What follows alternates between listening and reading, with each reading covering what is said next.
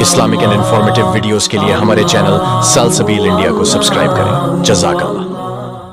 رمضان کے کچھ چور ہیں. سب سے پہلا چور سوشل میڈیا اور ہمارا موبائل فون. ایسا خطرناک چور ہے کہ ہمارے وقت کو ضائع کر دیتا ہے, ہم کو لغویات میں پھنسا کر ہمیں عبادت کا موقع نہیں دیتا. دوسرا چور بازار ہے. یہ اتنا شاطر چور ہے کہ آپ کا پیسہ اور آپ کا وقت دونوں لے اڑے گا.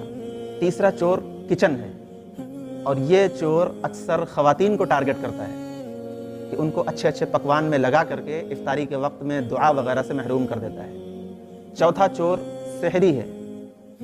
یہ بھی اکثر خواتین کو ہی ٹارگٹ کرتا ہے اور سحری میں اچھے اچھے پکوان پکانے میں عورتوں کو بزی کر دیتا ہے اور تہجد اور تلاوت وغیرہ سے خواتین کو محروم کر دیتا ہے.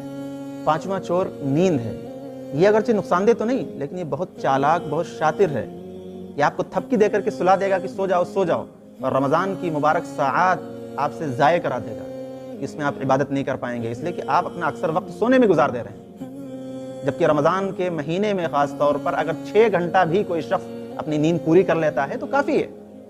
عبادات میں اس کو دل لگے گا, اس کی نیند پوری ہو جائے گی, سارا کام اس کا بآسانی چل سکتا ہے. لیکن یہ نیند یہ ایک ایسا چور ہے کہ انسان کو تھپکی دے دے کے سلا دیتا ہے, اور وہ 6 کے بجائے 8 گھنٹہ 9 گھنٹہ بھی ہو جاتے ہیں, وہ سوتے رہتے ہیں, اور دل کے اندر یہ خیال بھی آتا ہے کہ سو جائیں گے تو روزہ ہمیں لگے گا نہیں, بھوک اور پیاس کی شدت کا احساس نہیں ہوگا.